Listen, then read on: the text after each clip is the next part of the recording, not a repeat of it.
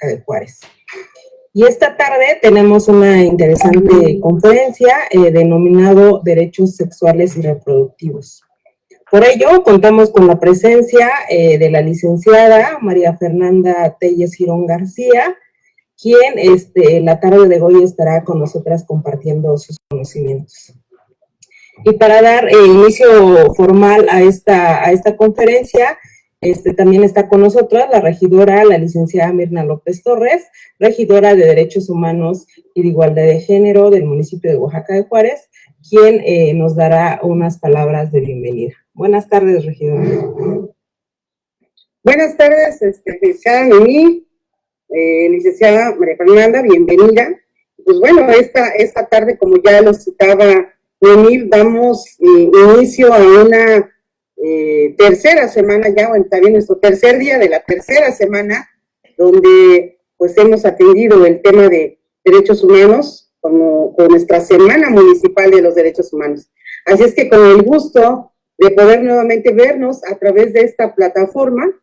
hoy nos damos cita para escuchar y reflexionar en esta Semana Municipal de Derechos Humanos, que ha sido hasta el momento de mucho interés. Muchas gracias a quienes nos siguen y quienes reproducen y disfrutan, permítame decirlo así, de una brillante ponencia, pero sobre todo de todas las que también hemos tenido. El tema de hoy es sin duda de gran importancia y también, hay que decirlo, polémico en algún sentido, pero en todo caso ineludible, necesario reflexionar, discutir y sobre todo hacerlos visibles y garantizarlos, sobre todo evitando la cosificación de la mujer en materia sexual. Agradezco mucho a la licenciada María Fernanda García Telles su participación, sé de antemano que su participación y conocimiento nos enriquecen y abrirán a la reflexión y al análisis. De verdad, muchas gracias, maestra, y gracias a ustedes, quienes con su participación están haciendo de esta Semana Municipal de Derechos Humanos un espacio de encuentro, reflexión, discusión en conocimientos en favor de la promoción y defensa de nuestros derechos fundamentales. Adelante y esperamos, como siempre, sean de gran aportación en favor de las mujeres. Bienvenidas y bienvenidos todos. Gracias por estar con nosotros. Así es que adelante, Noemí, te cedo el micrófono para que puedas dar también lectura a la semblanza de nuestra ponente. Y también si nuestra ponente nos hace el favor de encender, por favor, su cámara. Bienvenida nuevamente. Muchas gracias, regidora. Licenciada María Fernanda Telles Girón, le damos la más cordial bienvenida, agradeciéndole que esté con nosotras, y me permito leer la semblanza de la licenciada María Fernanda Telles Girón García. Ella es licenciada en Derecho, egresada de la Universidad Nacional Autónoma de México, cuenta con diplomados en Trata de Personas, en Bioética, Salud y Derecho, y diplomado de formación en el Sistema Interamericano de Derechos Humanos. Es integrante de la Red de Abogadas Violeta, donde es asesora jurídica y acompaña a mujeres víctimas de violencia de género. También integra el Observatorio del Sistema Interamericano de Derechos Humanos en el Instituto de Investigaciones Jurídicas de la UNAM. Ella ha sido ponente en temas de género y derechos humanos en diversos foros. Así también ella es investigadora, así como ha realizado publicaciones en coautoría en diversos temas que tienen que ver con los derechos humanos de las mujeres. Entonces, la tarde de hoy tenemos una persona con mucha experiencia en tema de derechos sexuales y reproductivos. Por lo consiguiente, le cedo el uso de la palabra, tiene 45 minutos para la exposición y posterior estaremos regresando para respuestas y preguntas del auditorio. Muchas gracias, buenas tardes. Se queda con el micrófono, licenciada. Muchas gracias de antemano a la licenciada Noemí por tan calurosa recepción y también, por supuesto, a la regidora Mirna López Torres, que pues sin la gestión que toda ella y su equipo realizan para que esta Semana de los Derechos Humanos se vuelva a llevar a cabo en este año, pues no podríamos tenerla ahorita y poder escuchar las voces que vamos a estar escuchando toda esta semana. Entonces, mi agradecimiento desde acá a la regidora y a todo el equipo, por supuesto. Y bueno, como un poco en antelación explicó la regidora, así como la licenciada Noemí, creo que este tema que el día de hoy nos convoca, que es los derechos sexuales y reproductivos, sí, sin duda son un tema polémico, pero que creo que después de esta pequeña charla que voy a tener con todas y todos ustedes, podamos verlo más allá de esta polémica y más aterrizado hacia los derechos humanos, en especialmente los derechos humanos de mujeres, niñas y adolescentes. Entonces, dada esa pequeña introducción, me voy a permitir compartir pantalla para poder tener un material de apoyo que creo que nos será de mucha utilidad. Bueno, en ese sentido, me voy a regresar, una disculpa. Bueno, mientras tanto, me gustaría comentarles que primero, para poder hablar de los derechos sexuales y reproductivos, primero tenemos que centrarnos en cómo es que se convirtieron en derechos humanos, a raíz de qué, y si es que hace mucho que son considerados derechos humanos. Esto último que les estoy comentando puede ser un poco, puede causar un poco de impresión, porque pareciera que son derechos que ya tienen mucho tiempo reconocidos, pero como vamos a estar un poco caminando en esta charla, nos vamos a dar cuenta que son tan incomprendidos porque son por así decirlo, de reciente reconocimiento, pero no es que sean derechos que sean nuevos, sino más bien es que son derechos que han costado que sean reconocidos tanto en los ámbitos internacional como en el ámbito nacional, que tenemos muy bien esa película en nuestro país. Bueno, en ese sentido, rápidamente voy a hablar de los antecedentes. Aquí, bueno, esta es una foto de la conferencia de Beijing de 1995, que es como la emblemática que realizó la ONU para los derechos de las mujeres. Y bueno, primero, como les comentaba, los derechos sexuales y reproductivos en la arena internacional empezaron a ser reconocidos como simples indicadores demográficos. ¿Cómo? Pues en conferencias de derechos humanos, de población y desarrollo de la ONU, se empezaron a tratar algunas temáticas como la mortalidad materna, la natalidad, la mortalidad en general, el número y espaciamiento de hijas e hijos en las familias, etcétera, como simples indicadores de control demográfico. Aquí tenemos como este primer punto de partida, que su primera visión en el ámbito internacional en la primera mitad del siglo XX, es decir, de 1940 a 1965 más o menos, es que se empezaron a hablar de los derechos sexuales y reproductivos de esta forma. Posteriormente, en la Conferencia de Derechos Humanos de Beijing de 1968, como aquí muy bien se los apunto, ahí fue la primera vez en que se dijo que el derecho a decidir sobre el número e intervalo de hijas e hijos era un derecho fundamental. Ahí como que se empezó un poco a deshebrar este tema de separar la demografía de los derechos humanos para poder así entrar de lleno a cómo es que los estados podían garantizarlo. Sin embargo, no fueron hasta las conferencias de derechos humanos de la mujer, que es la que les mencioné hace unos minutos, y la del Cairo de sobrepoblación y desarrollo, que es de 1994, que se dijo en los documentos que se dieron ahí, que fueron los planes de acción de cada una de esas conferencias, que los derechos humanos, que los derechos sexuales y reproductivos son derechos humanos. ¿Y por qué son derechos humanos? Bueno, porque primero que nada empezaron a explicar que este conjunto de derechos ya estaban reconocidos por legislaciones nacionales como por tratados internacionales. ¿De qué forma? Bueno,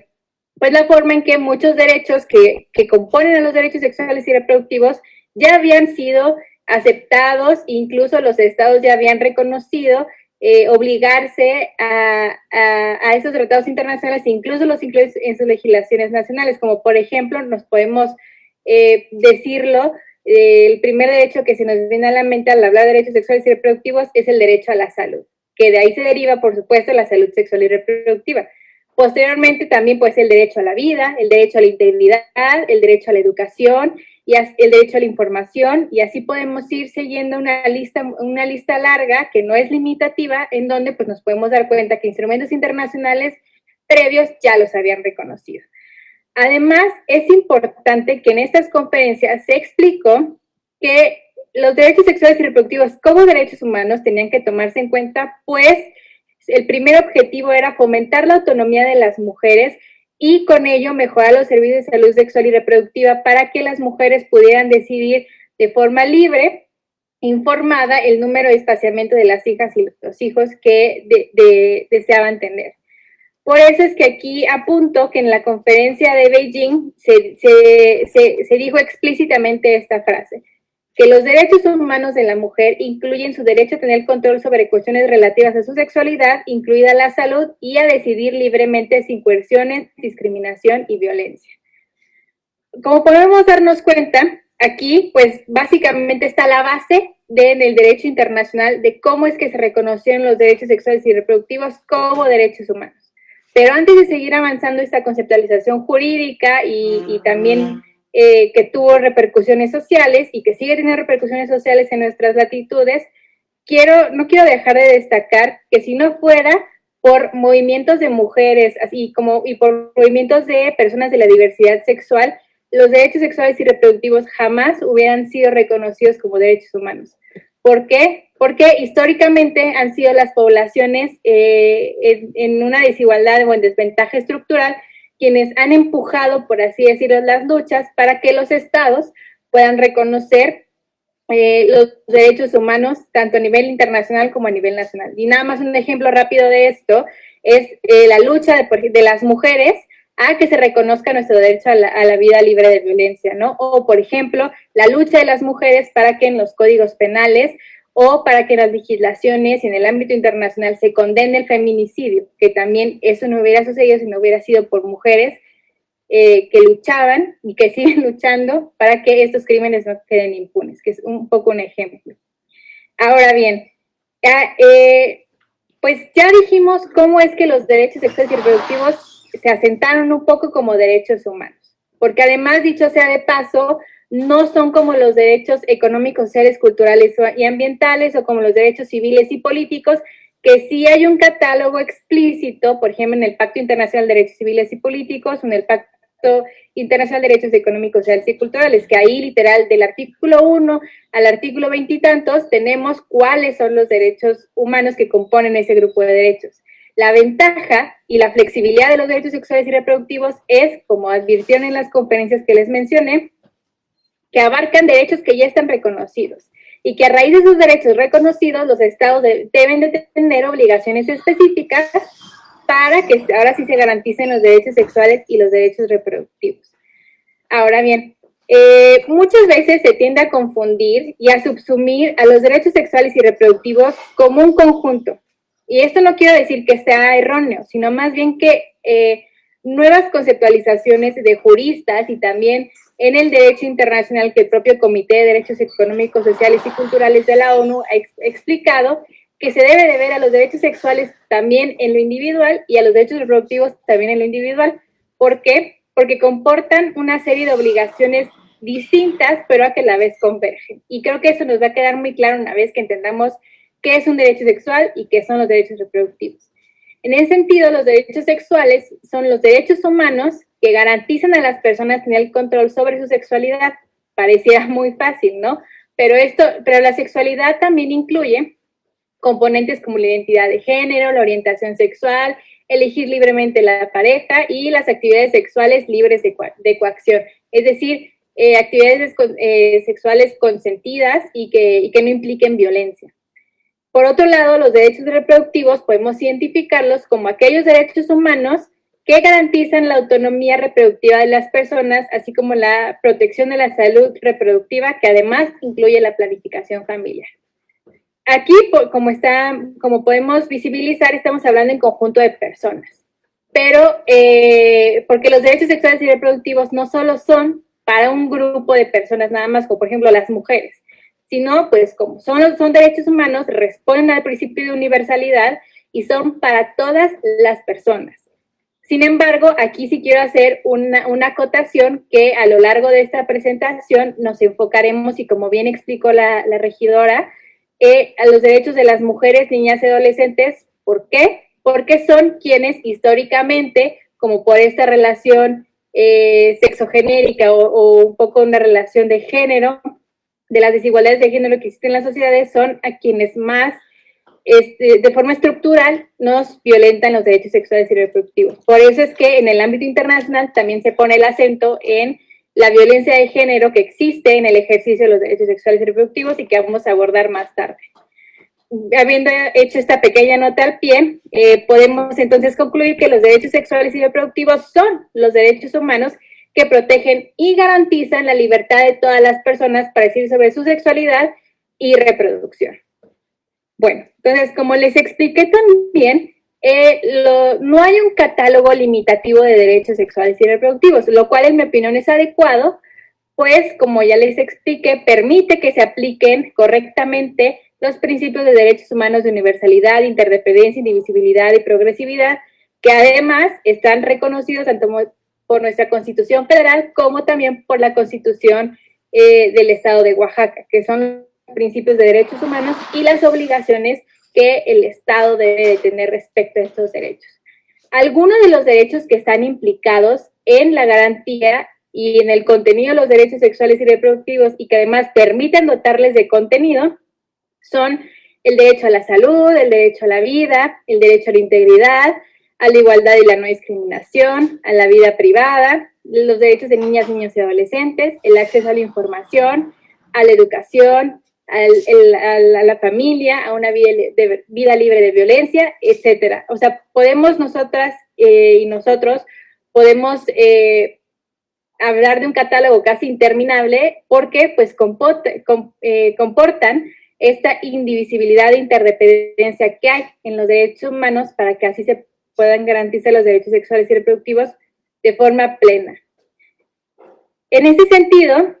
también es importante recalcar que para hablar de los derechos sexuales y reproductivos también tenemos que tener una perspectiva de género. ¿Por qué? Porque como les expliqué, vivimos en sociedades donde estructuralmente el género es el determinante para el acceso o la violación de derechos. Es decir, con esta perspectiva de género en el análisis de los derechos sexuales y reproductivos se pueden visibilizar desigualdades estructurales que si no fuera por esta metodología de análisis no se pudiera hacer. Por ejemplo, y es un ejemplo que vamos a abordar más adelante. La violencia obstétrica, tenemos entendido que es un tipo de violencia de género. Eso no hay duda. Y además es un tipo de violencia que se ejerce contra los derechos sexuales y reproductivos. Sin embargo, si no nos hubiéramos puesto estos lentes de género o hubiéramos tenido esta perspectiva de género, las y los legisladores no hubieran legislado para reconocer a la violencia obstétrica como un tipo de violencia de género. ¿Por qué? Porque pues esta se desprende de esa normalización de una serie de actos de instituciones públicas como privadas de salud respecto a al tiempo del embarazo, parto, puerperio o demás servicios de salud sexual y reproductiva en contra de mujeres, niñas y adolescentes y otras personas. Entonces, ese es un ejemplo de por qué importa la perspectiva de género para el análisis de violaciones a los derechos sexuales y reproductivos y además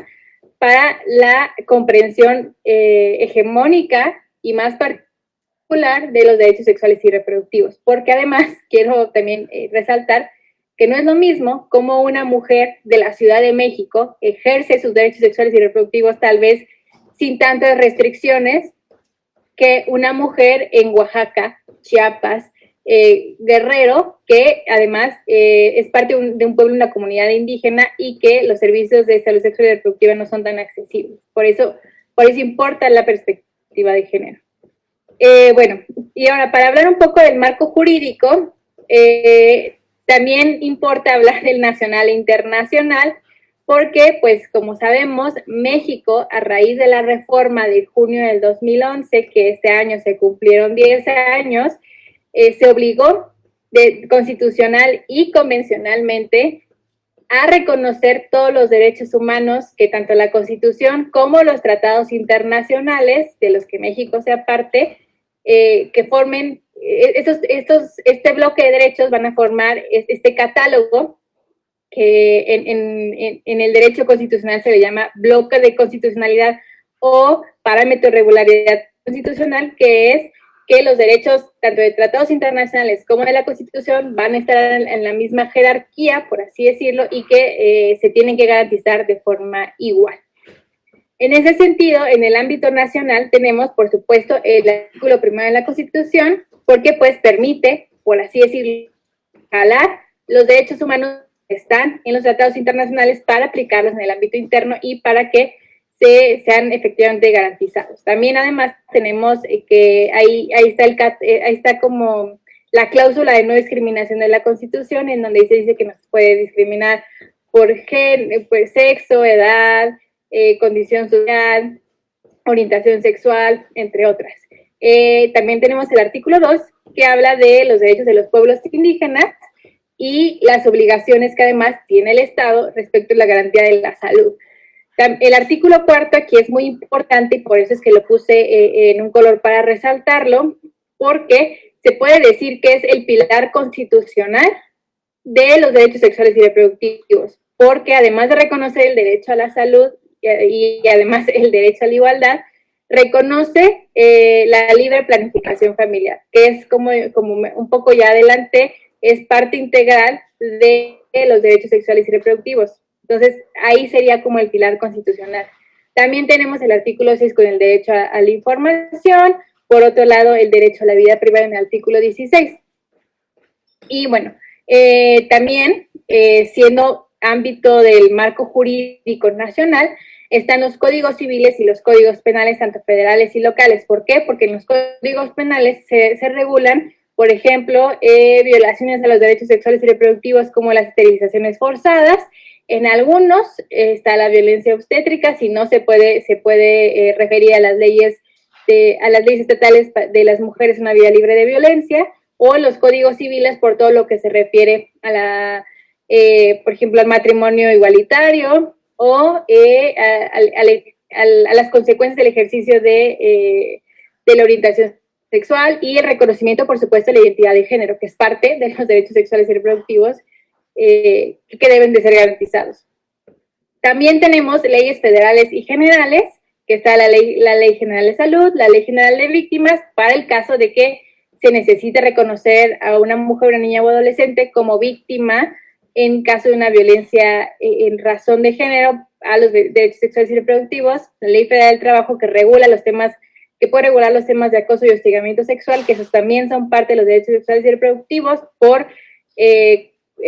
competir a una violación a la sexualidad y la autonomía sexual de la mujer. Obviamente está la Ley Federal para prevenir y eliminar la discriminación, la Ley General de Niñas, Niños y Adolescentes, la Ley General de Población, la Ley General de Acceso a las Mujeres a una Vida Libre de Violencia y la Ley General de Educación por todo lo que compete a educar con una perspectiva de derechos humanos, que eso también incluye educar en temas de salud sexual y reproductiva. Y bueno, en las estatales, por ejemplo, también tenemos en Oaxaca, podemos apuntar que está la Constitución Política del Estado de Oaxaca, en donde les dije que es una fiel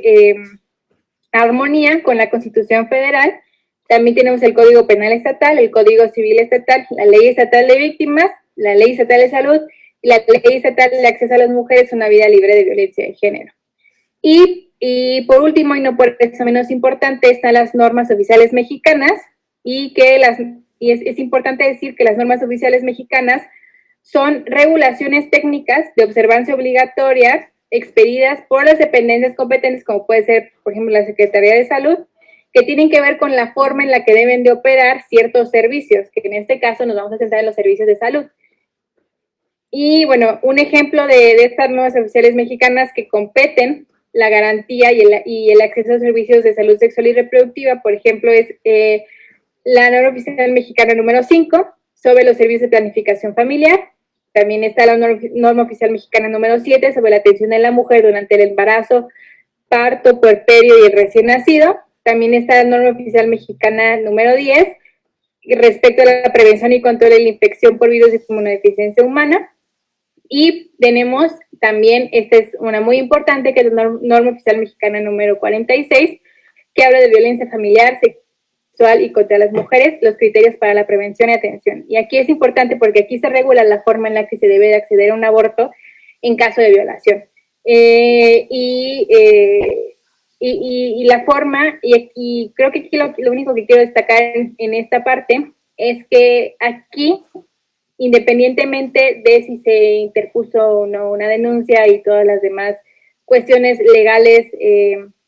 muy específicas, aquí se trata de abordar la interrupción legal del embarazo en caso de violación de una forma con una perspectiva de derechos humanos y además de género, porque no revictimiza a la mujer y además le da la efectividad en el acceso a este derecho. Ahora bien, ya hablamos del ámbito nacional, pues ahora nos podemos ir al ámbito internacional, que algunos de los ejemplos que tenemos es en el ámbito de la Organización de las Naciones Unidas, está el Pacto Internacional de Derechos Civiles y Políticos, donde ahí está el derecho a la igualdad, el derecho a la vida, el derecho a la integridad, el derecho a la información, el derecho a la libertad de expresión, derechos de las y los niños, la prohibición de la tortura, el derecho a la igualdad y la no discriminación, entre otros derechos. Y en el Pacto Internacional de Derechos Económicos, Sociales y Culturales, pues ahí encontramos el derecho a la salud, el derecho a la educación, el derecho a la familia, el derecho a un nivel de vida adecuado y también el derecho a disfrutar a los goces del progreso científico y sus aplicaciones. Que este derecho, por así decirlo, importa mucho en los casos de acceso a técnicas de reproducción asistida, que muchas veces en algunos estados se niegan por un tema de que no se consideran esenciales o que pues no hay la disponibilidad de estos servicios, ¿no? Pero bueno, es importante mencionar que también es un derecho. Y en el ámbito del Sistema Interamericano de Derechos Humanos, que es el que regionalmente nos rige y que México se ha obligado a de forma voluntaria, tenemos la Convención Americana sobre Derechos Humanos, que a pesar de que no se reconoce de forma explícita, por así decirlo, los derechos sexuales y reproductivos, gracias a interpretaciones de la Corte Interamericana de Derechos Humanos, se han establecido que ciertos derechos de la Convención implican el reconocimiento de los derechos sexuales y reproductivos en el ámbito interamericano. Por ejemplo, está el derecho a la vida, por supuesto, el derecho a la igualdad y la no discriminación. También tenemos, por ejemplo, el derecho a la información. Tenemos otros derechos como el derecho a la familia, a la integridad, a la vida privada, etcétera. Pero creo que me acabo de dar cuenta que me salté dos de los documentos muy importantes del sistema de la ONU, que es la Convención sobre la Eliminación de todas las formas de discriminación contra la mujer, que es la CEDAW, que por así decirlo es el primer instrumento que surge en el ámbito internacional que protege los derechos de las mujeres. Y en este instrumento, pues habla del acceso a la información que contribuye a la salud, también se habla de la protección de la salud y la seguridad en el trabajo y sin discriminación. También habla sobre eliminar la discriminación en los servicios de salud, especialmente haciendo énfasis en aquellos de planificación familiar y cuando la mujer está embarazada. También habla del derecho a la planificación familiar, a la igualdad entre hombres y mujeres para poder decidir libremente sobre el número de espaciamiento de sus hijas e hijos y que con ello puedan tener acceso a información fidedigna para poder ejercer estos derechos. Y también está la Convención sobre los Derechos del Niño, que pues habla, por supuesto, del derecho a la salud de las niñas, niños y adolescentes, el derecho a la educación, y entre otros. Y bueno, por supuesto, lo único que quiero decir de la Convención sobre Derechos de las Personas con Discapacidad es que es el único instrumento a nivel internacional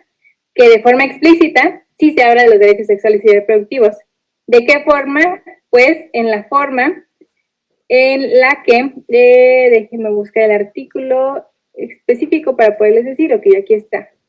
Es el artículo 25 que habla sobre el derecho a la salud sin discriminación y en igualdad de condiciones,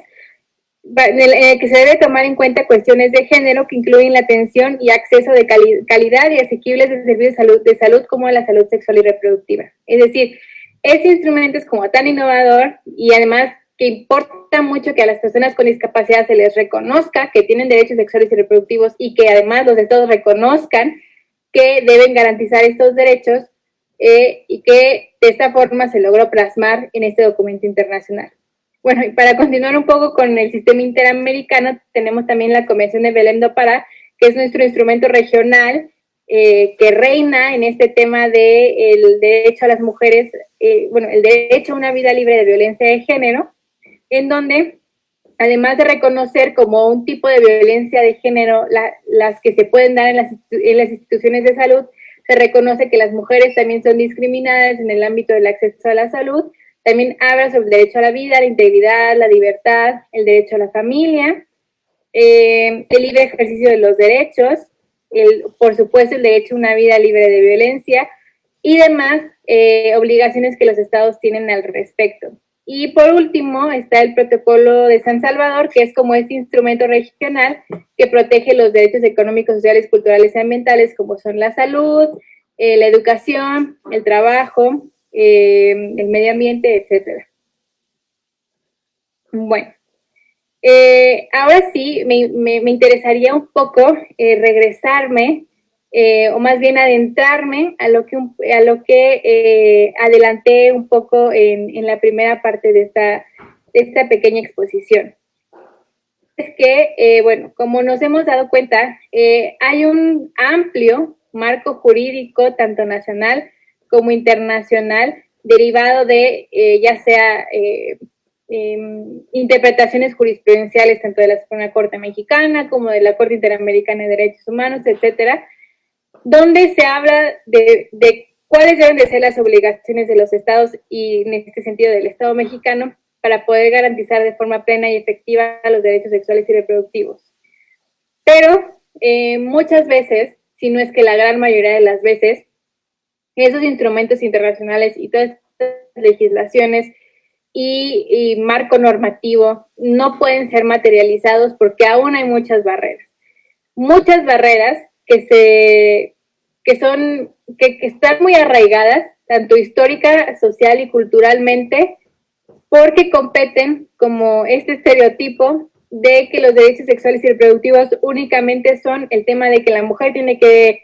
la mujer embarazada tiene que parir y en el momento en el que termina de parir, pues ya no tiene derechos sexuales y reproductivos, ¿no? O que hablar de estos temas, por ejemplo, de la anticoncepción en niñas, niños y adolescentes, o por ejemplo en personas con discapacidad o en mujeres indígenas, es un tema tabú que no se tiene que hablar porque se les considera que no tienen capacidad para decidir o entender ese tipo de temas, cuando pues son concepciones erróneas que no se gestan del sistema normativo, sino más bien que vienen de factores externos en el sistema normativo. En ese sentido, la primera problemática que quiero tratar de abordar esta tarde es el tema de la violencia obstétrica, que también quiero empezar un poco este tema reconociendo que el estado de Oaxaca es de los pocos estados que tiene legislada en su ley estatal de las mujeres, su ley estatal de acceso a las mujeres a una vida libre de violencia de género, la violencia obstétrica como un tipo de violencia de género institucional. Eso es importante, la violencia de género institucional, y ya veremos por qué. Además, en esta ley explica qué comportamientos pueden derivarse de la violencia obstétrica, como para que no exista duda de cómo es que se comporta y cómo es que se materializa la violencia obstétrica. Bueno, en ese sentido, la violencia obstétrica es una violación de los derechos humanos y además constituye violencia de género. ¿Por qué? Bueno, pues porque, como bien se puede derivar de la definición, es que es el resultado de las acciones u omisiones las que incurre el personal de salud de una institución, ya sea pública o privada, sobre la atención de mujeres y adolescentes durante las etapas del embarazo, parto y puerperio. También genera la pérdida de la autonomía y la capacidad de decisión sobre la sexualidad y la reproducción. Esta es como una definición típica que viene en las legislaciones que reconocen la violencia obstétrica como una violencia de género, y además que también incorpora algunos de los elementos que ha dado la Organización Mundial de la Salud. Pero también a esta definición le quiero agregar que no solo es en las etapas de embarazo, parto y puerperio, sino también la violencia obstétrica se puede generar cuando estamos en un Papá Nicolau, ¿no? Estamos en una revisión de Papá Nicolau o cuando estamos en alguna revisión o acceso a un servicio de salud sexual y reproductiva en donde a las mujeres, niñas y adolescentes se les busque menoscabar en su integridad o, como coloquialmente se dice, hacerlas sentir menos por querer ejercer un derecho sexual y reproductivo, que no debe de ser como penado, por así decirlo, porque ya dijimos que es un derecho humano. Entonces, este tipo de actitudes, acciones o omisiones que de forma institucional se gestan en el acceso a los derechos sexuales y reproductivos de las mujeres, responden, obviamente, y de forma indudable, a los estereotipos y los prejuicios de género que hay respecto a la sexualidad y la reproducción. Bueno, y creo que también aquí es importante decir que no solo ponen en peligro a la salud sexual y reproductiva, sino también en casos muy graves ponen en peligro la salud, la integridad, la intimidad y la autonomía y no sufrir discriminación. Por ejemplo, una forma en que se puede manifestar la violencia obstétrica son con anticoncepciones forzadas. ¿Qué son las anticoncepciones forzadas? Pues básicamente, bueno, dicho sea de paso, la Corte Interamericana tiene un caso también al respecto, que es, la anticoncepción forzada es cuando a una mujer, niña, adolescente, se le impone un método anticonceptivo sin su consentimiento previo, libre e informado. Esta anticoncepción forzada puede escalar a aspectos tan graves como lo dijo la Corte Interamericana en el caso de IVE contra Bolivia del año 2016, como las esterilizaciones forzadas. Es decir, no seguir este procedimiento del consentimiento previo, libre e informado para que una mujer pueda consentir si desea esta técnica de anticoncepción permanente, ¿no? Y aquí en esta parte creo que es importante que lo que deja este caso de la Corte Interamericana es que en casos del ejercicio de la autonomía reproductiva solo son las mujeres, bueno, las mujeres, niñas o adolescentes, bueno, las mujeres y adolescentes quienes tienen el derecho de decidir sobre su sexualidad y reproducción. Esto pareciera muy obvio, pareciera pues lógico, pero en la realidad no lo es, porque como podemos ver en la esquina inferior de la pantalla, una investigación de una periodista en Animal Político reveló que a través de la pandemia de la COVID-19 que seguimos viviendo hasta el momento, incrementaron las cesáreas, como por este tema de que pues los servicios tienen que ser rápidos para evitar contagios, etcétera, etcétera, y no necesariamente porque fueran necesarias esas cesáreas, y a las mujeres muchas veces no se les dio este consentimiento previo, libre e informado para que pudieran consentir una cesárea. Y en el caso en el que supuestamente se dio un consentimiento, según el INEGI, fueron los hombres, es decir, las parejas de las mujeres, quienes decidieron si se iba a hacer o no una cesárea y no la mujer, lo cual, por supuesto, pues no va en este hilo de respetar la autonomía reproductiva de las mujeres. Y este es un ejemplo de violencia obstétrica. También un tema importante es que el Comité CEDAW, que es este organismo que se encarga de vigilar el cumplimiento de la CEDAW, que es este órgano de la ONU, le ha dicho en diversas ocasiones a México que es necesario que armonice las leyes federales y las leyes locales para que se pueda reconocer de forma efectiva y además se hagan protocolos y planes para erradicar la violencia obstétrica y además reconocerla como una forma institucional de violencia de género. Además, creo que es importante manifestar la gravedad de la violencia obstétrica en el sentido de que la violencia obstétrica puede escalar a altos grados, como ya dije, a constituir una forma de tortura. Que el relator de la ONU para la tortura explicó que la discriminación múltiple, que es esta convergencia de factores de discriminación, que puede ser el género, la edad, la condición social,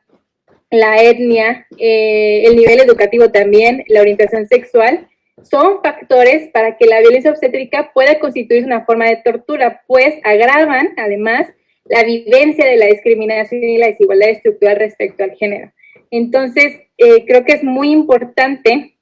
señalar esa problemática de la violencia obstétrica y cómo es que se podría empezar a articular posibles soluciones, ¿no? Y no quiero decir que existe una solución o que yo estoy planteando una solución mágica, sino más bien creo que el tema tiene mucho que ver con lo que advierte el Comité CEDAW, que las leyes generales de salud, las leyes estatales de salud y las leyes federales como estatales, porque hay que decir que la ley federal, la ley general que reconoce, la ley general, perdón, de las mujeres, del acceso a las mujeres a una vida libre de violencia, no incluye a la violencia obstétrica como un tipo de violencia, sino son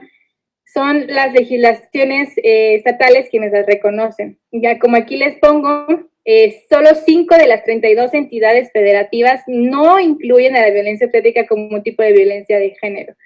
Oaxaca sí lo hace, y como les dije, lo hace bastante adecuado en los artículos 7 y 10 de la mencionada ley.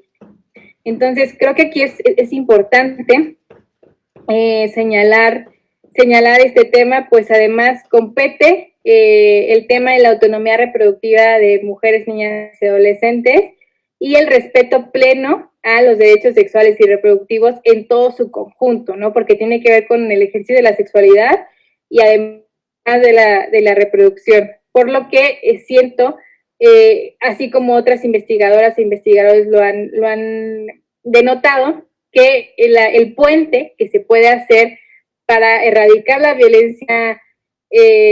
obstétrica y garantizar los derechos sexuales y reproductivos es que en vez de que el sistema de salud sea el enemigo, que sea este aliado para la protección de los derechos sexuales y reproductivos de las mujeres. Es decir, incluir capacitaciones en materia de derechos humanos y género en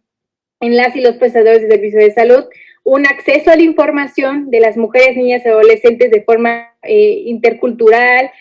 con perspectiva de género, con los ajustes razonables en caso de que sean personas con discapacidad y siempre con una perspectiva de derechos humanos, hará que esta información sea accesible y entonces que esta comunicación entre las instituciones y las usuarias sea armónica en vez de violenta como lo es ahora. Y por eso es que aquí pongo que es como una de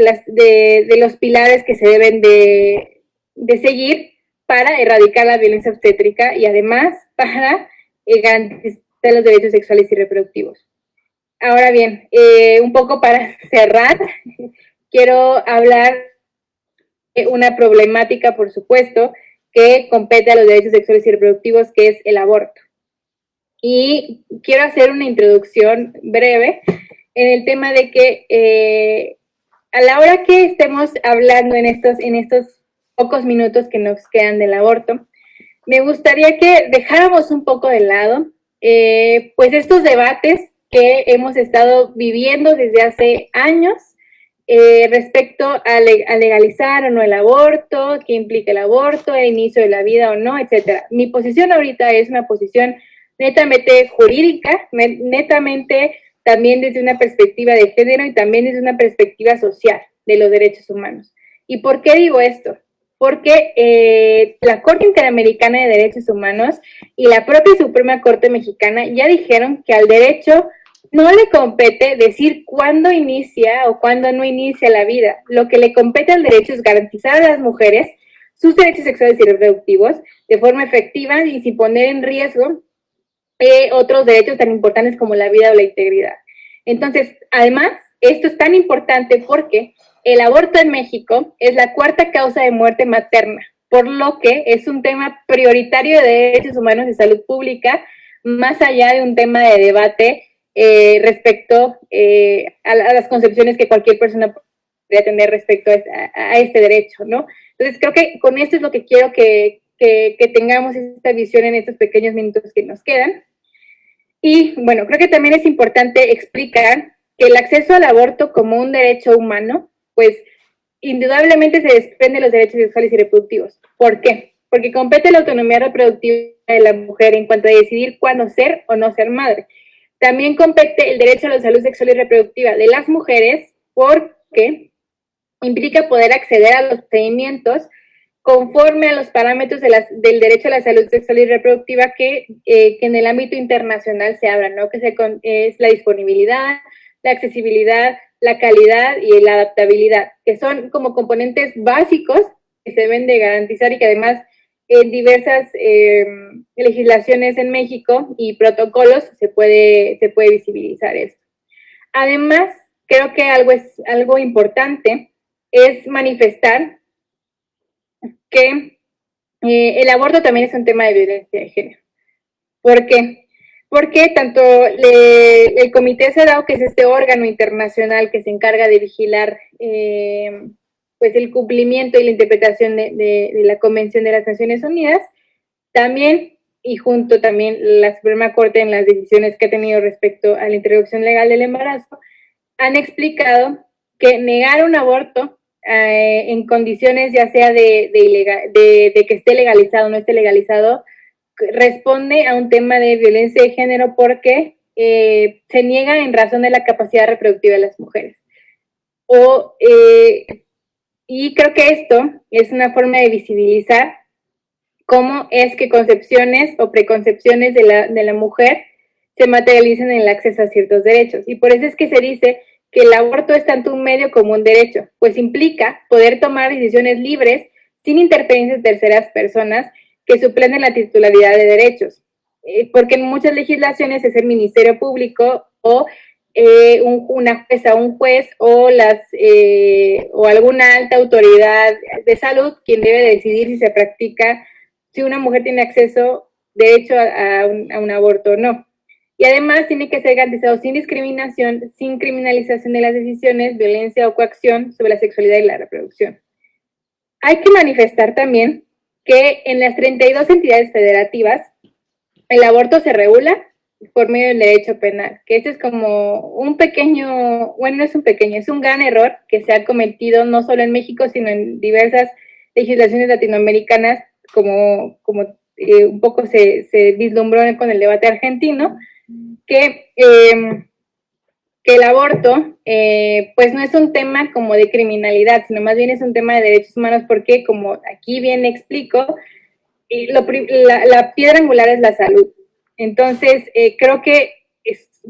solo la Ciudad de México, Oaxaca e Hidalgo recientemente sean las únicas entidades que reconozcan este derecho más allá del ámbito penal y más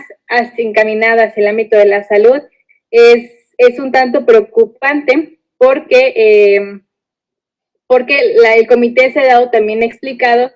que las leyes de salud en México no están armonizadas con las legislaciones penales o con otros protocolos para que se pueda garantizar el derecho al aborto, sea con las causales que estén permitidas o no en cada estado, ¿no? Entonces, creo que un tema también importante respecto al aborto es explicar que bien como se hizo en el debate legislativo en Oaxaca y en los puntos que se resolvieron tanto en Oaxaca como en Hidalgo, pues negar el aborto implica criminalizar a las mujeres. Criminalizar a las mujeres da como consecuencia aumentar la desigualdad estructural que hay respecto al acceso a nuestros derechos sexuales y reproductivos. Y esa desigualdad estructural muchas veces se puede traducir en pobreza o en condiciones que pongan en riesgo la vida y la integridad de las mujeres. Porque aquí, como lo explica la OMS dice de forma literal: cuando se interpretan de forma liberal leyes restrictivas, las mujeres pueden recibir atención segura en determinados contextos. ¿Esto qué quiere decir? Que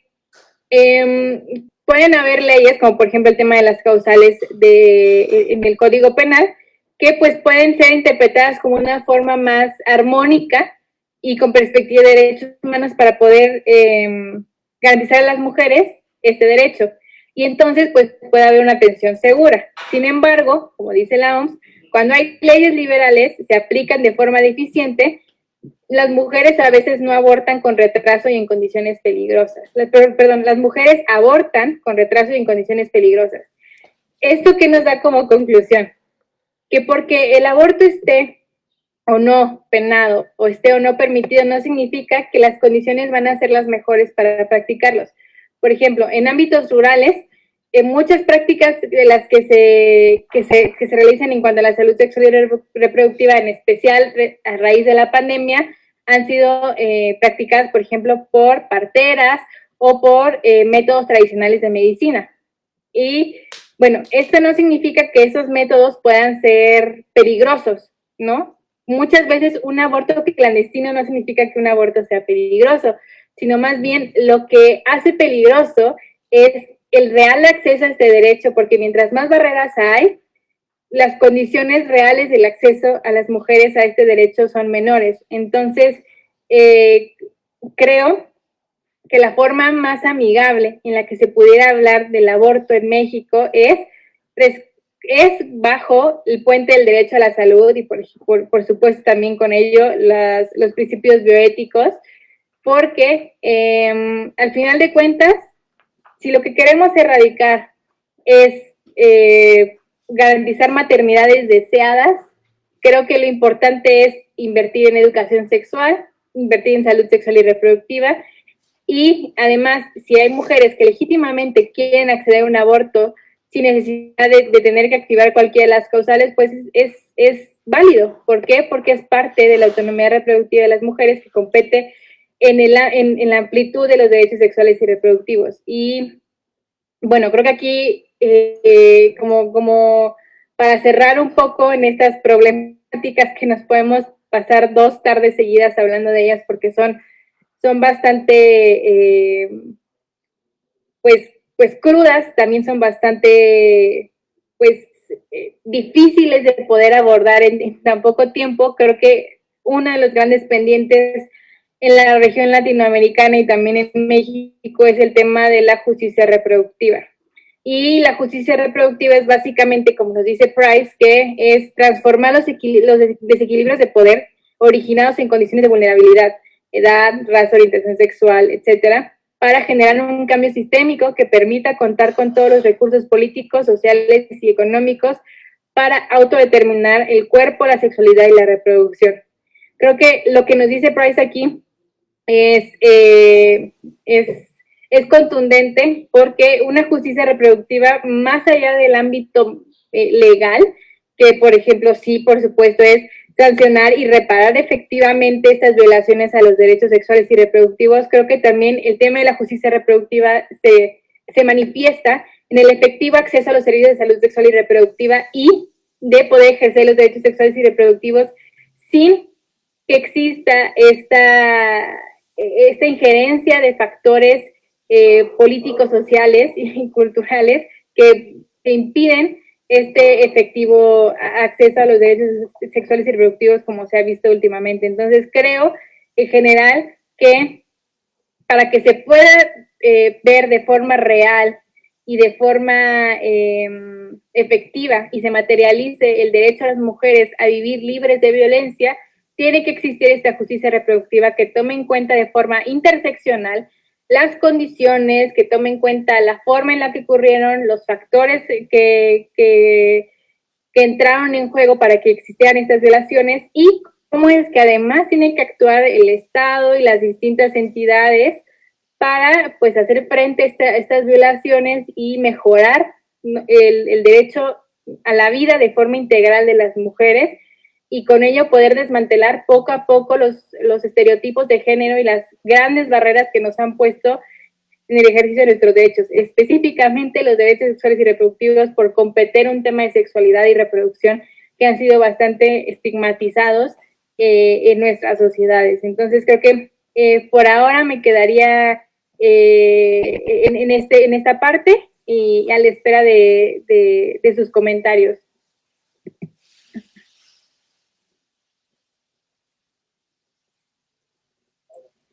Muchas gracias. Hemos visto y estamos escuchando atentamente desde los antecedentes, el marco jurídico, y también nos queda claro que es importante que todas las personas que en este momento nos escuchan o nos están viendo, nos acompañan, pues que se den cuenta que el derecho a la sexualidad y a la reproducción pues implica otras cuestiones, porque de repente la mayoría de la población, por falta de información, ¿no? De repente lo estigmatizan en un solo tema y ahí nos quedamos porque desconocemos mucho, ¿no? Pero ahorita nos dábamos cuenta, pues, el tema de la violencia obstétrica, el tema de la educación y todo lo que implica este derecho que viene correlacionado con otros, ¿no? Con otros derechos y que no se deben de separar y que debemos de enmarcar para que efectivamente se garantice este derecho que es sumamente importante para las mujeres, las niñas y las adolescentes. Pues la verdad, muy agradecida, muy contenta con la exposición, y también tenemos aquí muchos saludos, mucho reconocimiento, tanto a la regiduría como a la ponente por esta exposición y por este tema. Y también aquí hay algunas preguntas. No sé qué te parezca si te voy mencionando una y me vas respondiendo, o gustas que te ponga 3 y en una sola pudieras también responder. Perfecto, entonces... Yo creo que en conjunto sería más armónico. Perfecto. Hay una, dice, ¿cómo respetar los derechos sexuales y reproductivos de mis hijas e hijos? ¿Qué implica, qué implica la educación sexual para las niñas y los niños? Y dice, ¿qué implica el acceso a la información en los derechos sexuales y reproductivos? Te dejaría este bloque de 3 y ya regreso a otras 3 que tengo aquí. Adelante. Muchísimas gracias, licenciada Noemí, y creo que muchas gracias también por estas 3 preguntas que son muy importantes, porque creo que permiten también abordar la integralidad de los derechos sexuales y reproductivos. Entonces, respecto a la primera pregunta de cómo respetar, y creo que también le agregaría garantizar que mis niñas y niños puedan acceder a sus derechos sexuales y reproductivos respecto a la educación sexual y reproductiva, creo que es importante hacerles entender y hacerles llegar información. ¿Cómo es que se debe hacer llegar información? Por ejemplo, muchas comisiones estatales de derechos humanos, la Comisión de Derechos Humanos, el Sistema Nacional de Niñas, Niños y Adolescentes, el CIPINA, etcétera, tienen mucho material en el que se explican los derechos, el derecho a la salud, el derecho a la educación sexual y reproductiva de las niñas, niños y adolescentes. Y creo que esto es muy importante, que desde la familia se acerquen, también en las escuelas se incorporen a los planes de estudios. ¿Por qué? Porque, por ejemplo, la Corte Interamericana en una reciente sentencia contra Ecuador explicó que es importante que a niñas, niños y adolescentes se les haga llegar este tipo de información de forma accesible, es decir, que no contenga términos muy rimbombantes, que sean términos que ellas y ellos puedan entender, porque es una forma de prevenir violencia sexual en contra de ellas y ellos. ¿Por qué? Porque, por ejemplo, en cuanto una niña o un niño esté empoderado en cuanto a saber qué es su cuerpo, qué derechos tiene sobre su cuerpo y cómo es que debe el mundo respetar su interés superior y además no suplantar esta intimidad que tiene respecto a su cuerpo, se pueden evitar muchos temas de abusos sexuales y acoso y hostigamiento, incluso violación, porque así las niñas y los niños tienen conocimiento de qué implica que, por ejemplo, un adulto o una persona que no consientan tenga un tocamiento inapropiado, que, por ejemplo, se refiera se refiere a su persona de forma lasciva, etcétera. Entonces, eso puede permitirles a ellas y ellos advertir a sus familiares o advertir a las autoridades en cuanto a que los familiares lo puedan hacer por el tema de que son niñas, niños y adolescentes que están sufriendo algún tipo de violencia. Además, también les hace conscientes sobre su corporalidad, incluso también les hace conscientes sobre cuestiones de identidad de género, de orientación sexual, y creo que es una forma en que se debe de incorporar con una perspectiva de derechos humanos la educación en nuestro país. Entonces, creo que hay muchos recursos y creo que también es importante que desde las familias se busque llegarse a esos recursos, además que el Estado también lo tiene que hacer. Ahora, creo que la segunda pregunta era el acceso a la información respecto a los derechos sexuales y reproductivos, ¿no? Creo que esta parte es muy importante porque el primer acercamiento que tal vez podemos tener con los derechos sexuales y reproductivos es cuando vamos a la médica o al médico, ¿no? Entonces, si nosotras o nosotros queremos, por ejemplo, información sobre algún anticonceptivo o sobre alguna técnica de reproducción asistida o sobre cualquier cuestión que implique la sexualidad y la reproducción, pues la médica o el médico tiene la obligación a brindarnos esta información de forma en que nosotras y nosotros podamos entenderlo. Es decir, especialmente en temas de anticonceptivos, no necesariamente, por así decirlo, se debe de, las y los médicos tienen que pedir una respuesta en el momento, sino que debe de ser información que se debe dar libre, es decir, sin que haya ninguna presión, informada, es decir, allegarse de todos los elementos de información científica, fidedigna y además con una perspectiva intercultural y de derechos humanos para poderla comprender, y además que haya un periodo en que las personas podamos, como por así decirlo, procesar la información que nos dieron para poder así tomar una decisión informada. Entonces, de entradas, las autoridades tienen esta obligación de transparencia activa, que es que nos deben de brindar esa información sin que nosotras o nosotros la pidamos explícitamente, sino más bien por eso es que en muchas clínicas y también en temas de aborto existen las consejerías en donde se brinda toda la información necesaria para que se pueda tomar una información, para que se pueda tomar una decisión informada en todos los aspectos. Y creo que la última pregunta, ya no la recuerdo, no sé si me la puedes repetir, por favor, licenciada Noemí.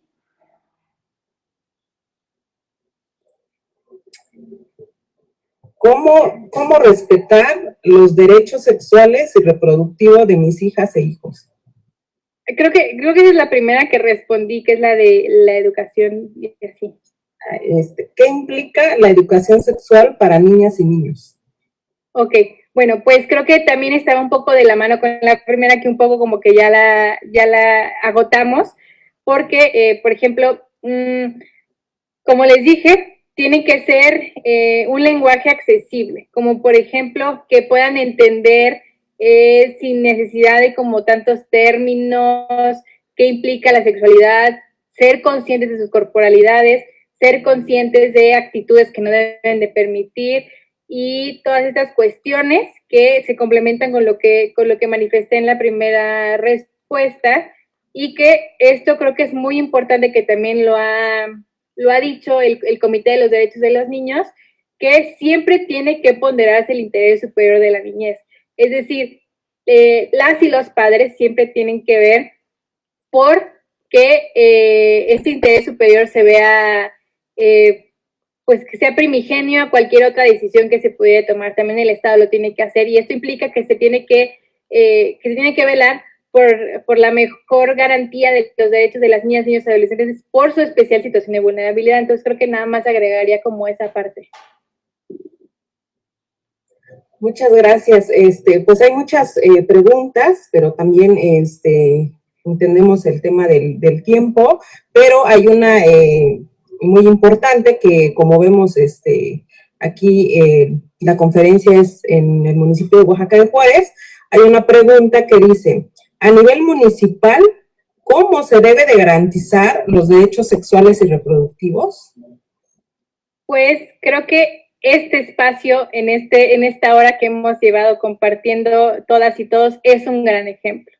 ¿Cómo? Porque esto es una forma de acceder a información en cuanto a los derechos sexuales y reproductivos, porque desde la regiduría se está haciendo este espacio para concientizar y además para que las personas puedan tener cierta información respecto a la comprensión general de los derechos sexuales y reproductivos, que es además como una palomita para el acceso a la información. No es todo el acceso a la información, pero es una parte de, ¿no? Y además que se está haciendo con perspectiva de derechos humanos, porque es además del área de derechos humanos de la regiduría, ¿no? Que creo que es lo más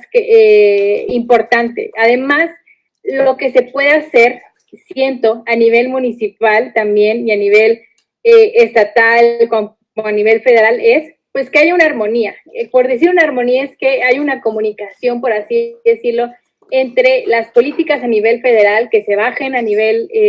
municipal, en el sentido de que, pues, por ejemplo, normalmente las políticas a nivel federal son como muy generales. ¿Y cómo se pueden bajar a nivel municipal? Pues primero ver, pues, cuáles son las necesidades de mi población. Por ejemplo, ¿qué porcentaje de niñas, niños y adolescentes tengo? ¿Cuántas de esas niñas y adolescentes van a la escuela? ¿Cuántas de esas niñas y adolescentes, por ejemplo, tienen alguna discapacidad o son parte de un pueblo de comunidad indígena? Y a partir de eso, generar insumos para, por ejemplo, que estén traducidas a las lenguas indígenas, que sean accesibles para personas con discapacidad, que sean en un lenguaje accesible, que en las clínicas o en los hospitales estén disponibles anticonceptivos, información en cualquiera de los formatos en que se requiera, que también no se niegue el acceso, por ejemplo, ahora que en Oaxaca ya van a ser 2 años que se garantiza el aborto sin necesidad, pues que se liberalizó por ahí